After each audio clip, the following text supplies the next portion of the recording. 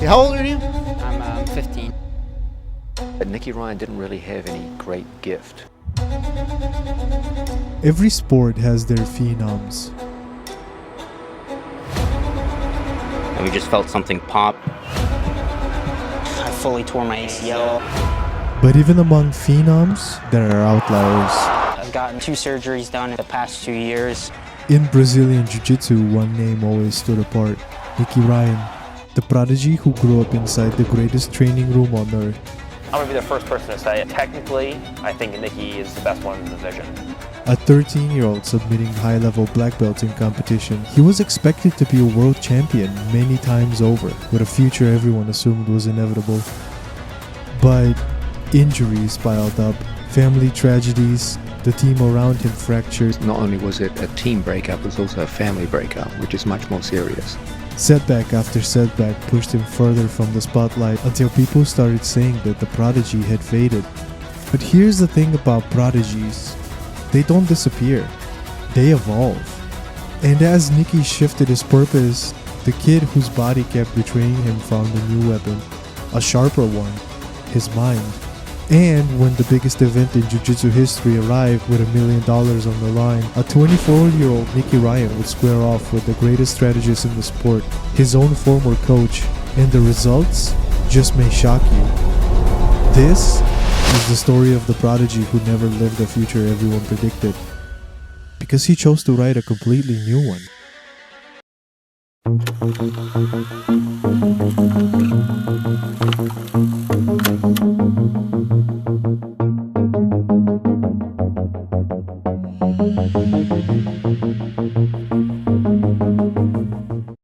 Nicky Ryan was born on June 27, 2001 in New Jersey. Introduced to BJJ by his older brother Gordon. As some of you may know, Gordon Ryan is the guy considered to be the grappling GOAT by many people. So inspired by his big brother, Nicky decided to give this BJJ thing a try. By early 2015, he began training consistently, his natural talents shining through. Heel hooks and advanced techniques were taught to him early, something extremely rare for such a young athlete. And by age 13, he was already winning adult tournaments. Internet forums buzzed with his name. People saw that this kid was not playing around. He was really good, redefining what a 13-year-old could do on the mat. But school still demanded attention, splitting his focus between training and education. Nicky eventually decided to leave the traditional school system and be homeschooled, with tuition supported by John Danaher, a mentor who would shape his body and, much more importantly, his mind. This is the first item up for bids on The Price is Right.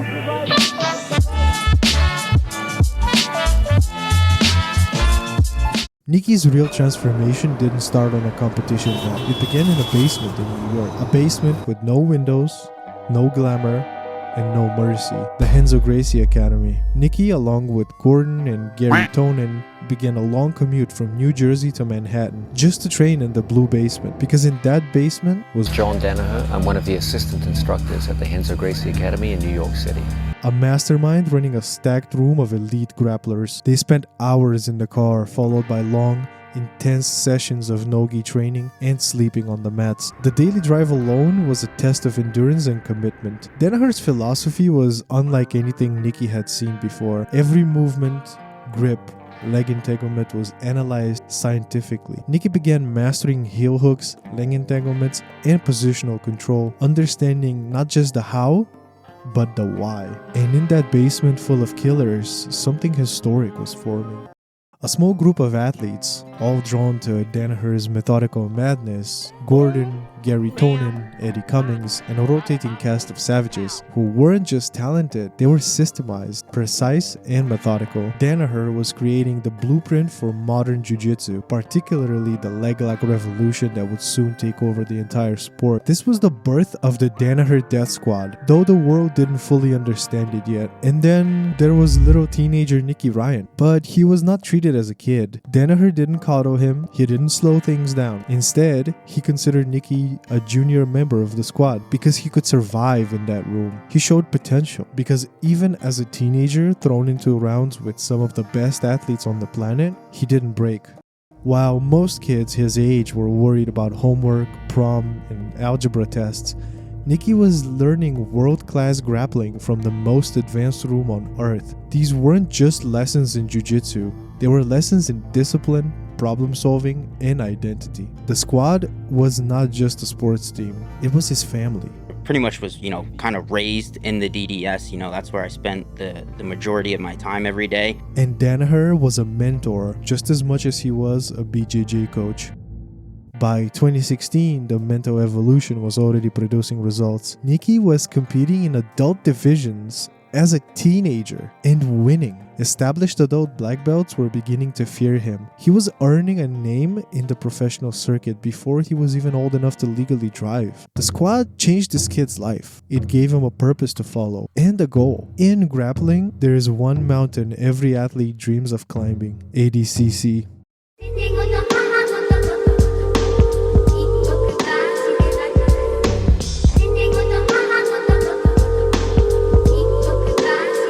As Nicky's skill grew, so did his ambitions. He began competing in professional no-gi tournaments like Polaris and EBI. His opponents were dominating veterans with years of experience at the highest level. At Polaris 7, he faced Phil Harris, an MMA veteran with aggressive guard passing and relentless pressure. But Nicky's patience and technique allowed him to secure a beautiful armbar, shocking the entire audience. At Polaris 8, Nicky met Masakazu Imanari, a legendary Japanese leg lock specialist whose career spanned MMA as well as submission grappling, known for unpredictable leg entries and even having a move named after him. But Nicky negated Imanari's leg lock attempts and waited for his moment to counter, taking the veteran's back and ultimately submitting him with a rear naked choke, showcasing a calmness beyond his years.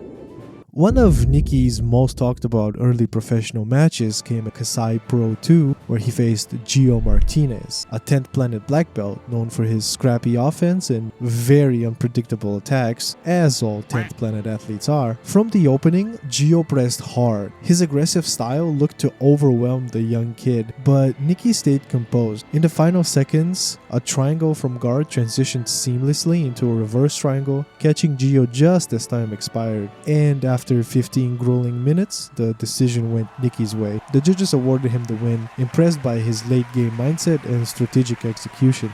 At Polaris 10, he faced an MMA star, Uriah Faber. Faber is a UFC Hall of Famer and multiple-time title contender at featherweight, so his positional control, strength, aggression, and fight IQ made him a very daunting adversary, especially for a youngster like Nicky Ryan. In the match, Faber even threw a few hard slaps, welcoming the youngster to the big leagues. But Nicky smartly used his guard attacks and Danaher's leg lock system to really negate Faber's explosiveness and had some very close submission attempts. He stayed calm under the pressure of a top-level MMA fighter and won the decision, proving again that skill and strategy could overcome experience and aggression. Facing these opponents, Nicky demonstrated creativity, foresight, and fearlessness, all skills that he would need as his competition aspirations grew closer to the goal he always dreamed of, an ADCC World title.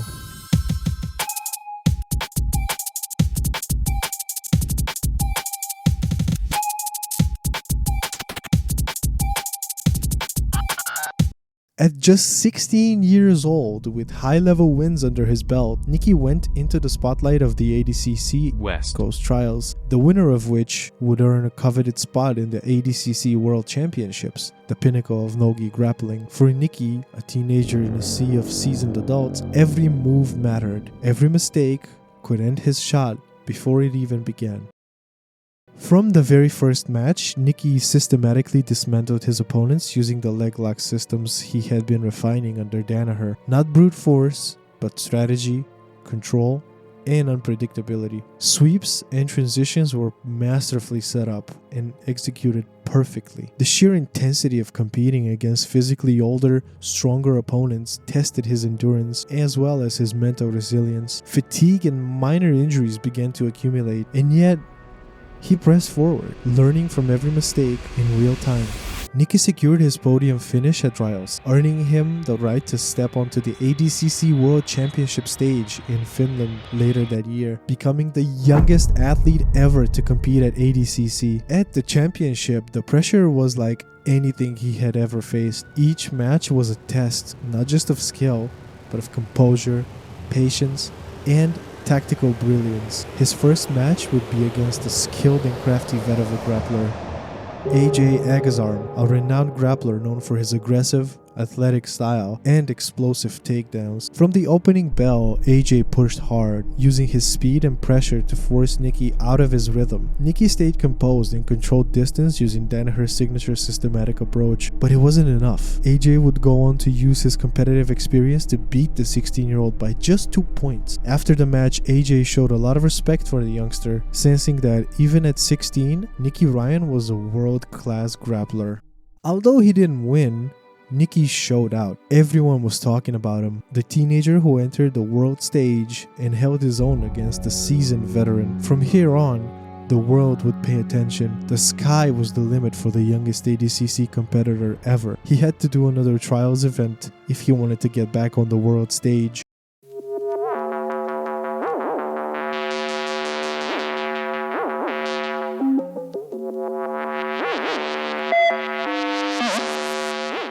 So, in the 2019 ADCC West Coast trials, Nicky would have a very difficult start to his new run, facing a young Cade Rutolo in round 1. Rutolo is now widely recognized as one of the best in the world, so the clash of the youngsters was something rarely seen. Two very young and also extremely technical athletes fighting for their spot in the championship. In their match, Nicky Ryan mostly chose to play from guard and attack leg locks. And after a slick entry into Cade's legs, right out of Danaher's playbook, Nicky executed a picture-perfect outside heel hook, beating his fellow teenager. But don't celebrate too early. This was only round 1. He had 4 other matches to win if he wanted the gold medal in his spot at ADCC. The other notable athlete in Nicky's way was Keith Krikorian, who was another young and hungry athlete coming out of 10th Planet. You may know Keith for his actually funny Instagram posts, as well as his recent feature on UFC BJJ Road to the Title, so he's no slouch. But once again, Danaher's systematic approach to grappling, as well as Nicky's strategic composure, allowed him to take Keith's back and rear naked choke him. Nicky would win all of his matches, which secured him a gold medal and a place in the 2019 ADCC World Championships. Now a more mature and even more technical grappler, he was ready to take on the best 66ers in the world during his second trip to the Olympics of grappling. The youngster's first match at ADCC Worlds was against a very skilled black belt, Shane Jamil Hill Taylor, who had won around 56 high-level matches, so he came in with a lot of experience in competitive grappling to challenge the young Nicky Ryan. Him and Nicky had a close match that Nicky managed to win by points due to a guard pass. A good start to the tournament, but next up, he had to face one of BJJ's biggest stars. In his second match, Nicky had Paulo Miao waiting for him. Paulo is known for his impressive record of 222 wins, also known as the person who would never tap the leg locks. And I mean, never ever. Seriously, look at this picture. Look at it. Knees don't bend that way. And yet, he did not tap. And he became an ADCC World Champion because of that. So Nicky would have a really difficult challenge in front of him. In their match, Miao strategically earned points against Nicky and protected himself smartly using his unpassable guard to prevent the youngster from scoring on him. Paulo had out-strategized Nicky Ryan and beat him. Afterwards, Paulo Miao would go on to face Tai Rutolo, Cade's brother, and get knee-barred out of hell, not tap, and win ADCC gold. Hope the surgery was worth it, but honestly, big respect. But even as Nicky pushed forward, determined to climb back towards the top of the sport, life was preparing challenges far harsher than any opponent across the mat. For the first time in his young career, the battle ahead wouldn't be fought in stadiums or under bright lights, but in his personal life, and at the very core of the team that had raised him.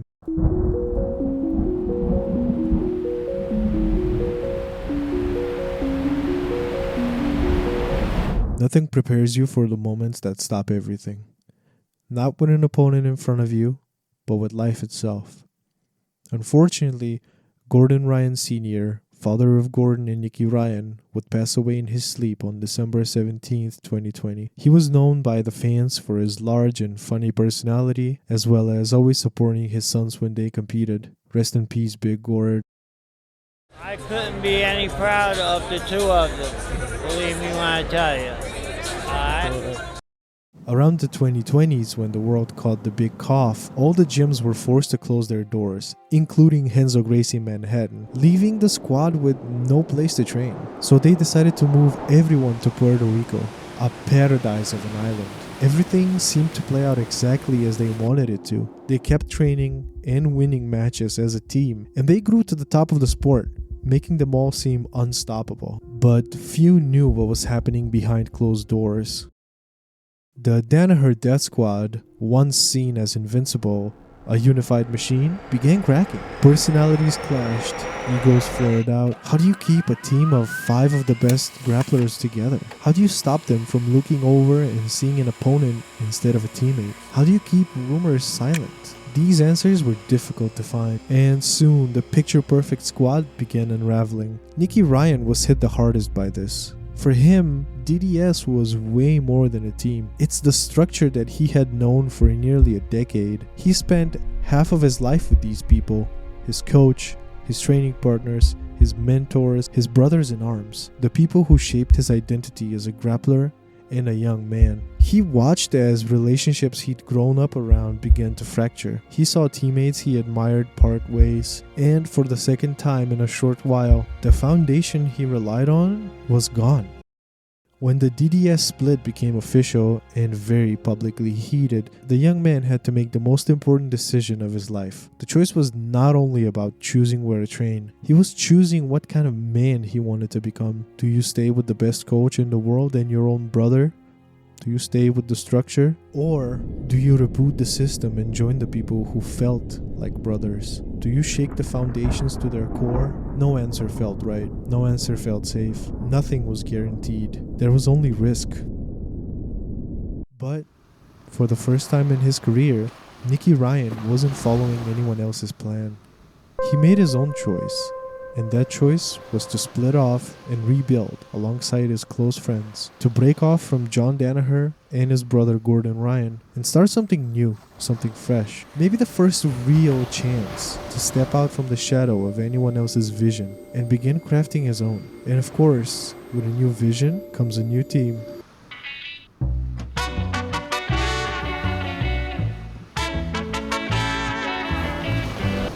And thus, the B team was formed in Austin, Texas, a team with no world champion coach, no master technician to feed them systems in the classroom, just a group of young athletes, all talented, all ambitious, all trying to prove that they didn't need John Danaher to succeed. Funnily enough, soon after, Danaher and Gordon would start their own private gym called New Wave in Austin, Texas. They were practically in each other's backyards. Everyone online said that the young bulls made the worst mistake in their lives. Why leave the best coach in the world? Why make a new team with no head coach? And how do you keep up against a team whose head coach is the best coach in the world?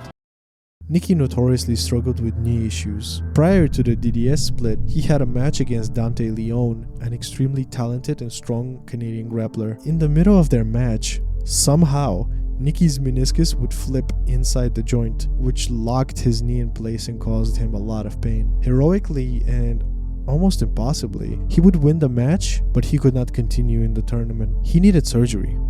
Real surgery. Not the walk it off injuries he'd powered through before. Doctors gave him 2 choices: remove the meniscus and return fast, or repair it and disappear for months. Nicky thought hard and chose the long road, the repair. 4 to 6 months of rehab, 4 to 6 months of watching everyone else compete while he sat on the sidelines. For a guy who had been competing at the highest level since he was a teenager, that time off hit harder than any heel hook. ADCC was taking place in 2022, the first ADCC post the DDS split, and everyone was watching. Will the dominating New Wave prove their former teammates wrong? Or would the B team take the crown from the established kings? Everyone was training hard, including Nicky, but disaster would strike yet again. Literally a week out from the competition, while wrestling with Kenta Iwamoto, another athlete who also trained for the ADCC, Nicky felt his knee pop. And this was the bad kind of pop, the sickening, unmistakable sound that every grappler fears. It was his ACL. Nicky was devastated. After a long meniscus recovery, all this training for ADCC, and now another setback. But he didn't give up on himself. He chose not to have the damage checked until the event had passed. He did not want to live a what-if life, so he competed while compromised. In the first round, he faced a wild man who was also a very talented grappler, Renato Canudo.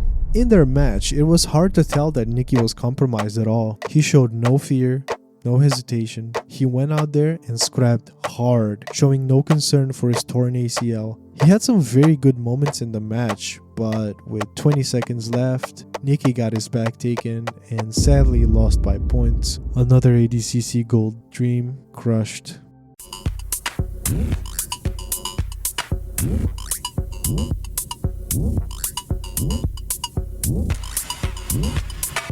In 2024, Nicky's close friend and teammate, who also happens to be one of the most popular grapplers ever, Craig Jones, had set up his own tournament, believing jiu-jitsu athletes deserved higher pay. The madman actually found a way to offer $1 million prize pool for a jiu-jitsu event. The fans were fired up like never before.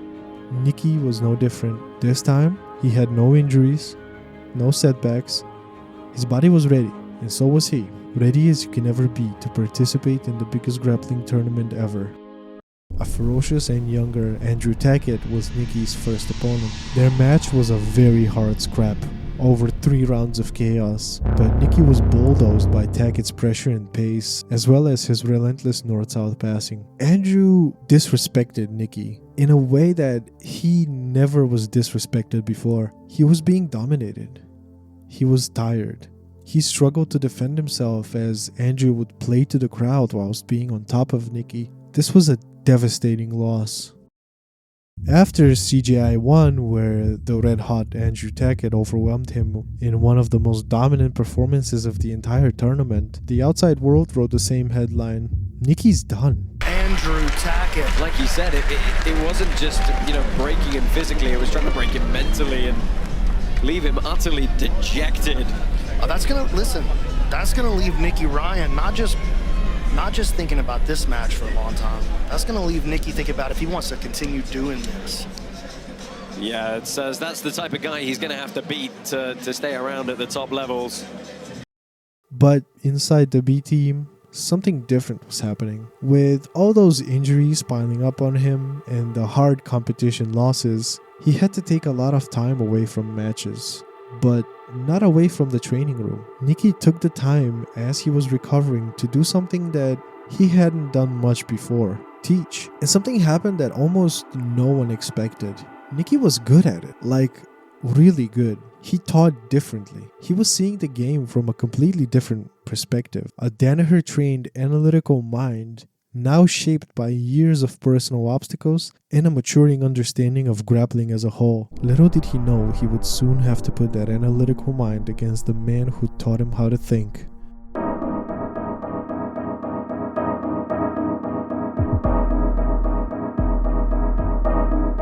By 2025, the landscape of no-gi jiu-jitsu had completely transformed. Super teams formed and dissolved, styles evolved, new generations rose, but one presence remained constant at the center of it all: John Danaher. His methods still influenced every major team, every major champion, every major tournament. And standing on the opposite end of that legacy was his own former student, now a coach himself. When Craig Jones announced that CGI 2 would be a team-based event with head coaches guiding every match, the stage practically wrote itself. B-Team versus New Wave, student versus master. The mind Danaher sharpened, now preparing to challenge him. B-Team was of course included in the tournament, but when their lineup was announced, fans were shocked. Nicky Ryan was not in the lineup? How could this be? His spot was taken by another Prodigy. Yes, the minus 77 kg spot on the B-Team roster was reserved for Joseph Chen, a phenom that was skyrocketing in the BJJ world. But where was Nicky? Did the B-Team abandon him for another Prodigy? Little did the fans know, but Nicky was on the B-Team roster, not as a competitor, but as a head coach. Yup, That's right, Nicky Ryan was appointed head coach, trusted by everyone to ensure their training and strategies would be perfect. And the team listened to him, not because of his last name or because of his past hype, but because the kid who once couldn't shake off being called Gordon Ryan's brother had turned himself into one of the sharpest minds in the game. And on the other side of the bracket, setting up the perfect movie, was the man who shaped him, John Danaher. The New Wave team at CGI2 was absolutely stacked with talent, discipline, and meticulous preparation by Danaher. They were a super team. Going up against New Wave was like going up against Danaher's brain. For Nicky, this was a test of everything he had learned, everything he had survived, and everything he was becoming. A win here would prove that what B-Team did when they split off from Danaher was right. Both teams would make their way to the final. This was it. John Danaher's team versus Nicky Ryan's team. The master against the student. John Danaher would make his way to the red corner, calmly, confidently. He had coached thousands of high-stakes matches and he was a master strategist. He had full belief in his team and their inevitable victory. Nicky Ryan would walk to the blue corner, showing no signs of weakness, no signs of fear or hesitation as he sat across his former teacher. The matches unfolded with tension and drama. Draw after draw, B-Team and New Wave battled. Nobody could take an inch. Every point, sweep, and guard pass, a chess move. As Danaher and Nicky used up all of their Pokemon, it all came down to the final match. Luke Griffith of New Wave versus B-Team's Nicky Rodriguez. You could feel the arena go silent. The match was incredible, but no finish. The match ended in a draw. Nobody could believe it. All the matches went to a draw, meaning that the victor would be based on the last match's scoring. And while in that match, Danaher entrusted everything to a young gun with a lot of talent, Luke Griffith, Nicky Ryan bet it all on the established beast Nicky Rod. And so all three judges score that final contest 10-8 across the board. They see it unanimously for the winner and the $1 million team tournament champions, Coach Nicky Ryan, Team B-Team. Nicky Ryan's team was declared winner, and as B-Team began celebrating their win and the entire arena exploded, Danaher looked around and realized that he had been beaten. He congratulated his former students and accepted that he was outsmarted by his former pupil. Nobody could have predicted this. 5 draws just for wits to win in the end. Nicky Ryan had beaten his former coach, strategizing perfectly. The student overcame the master.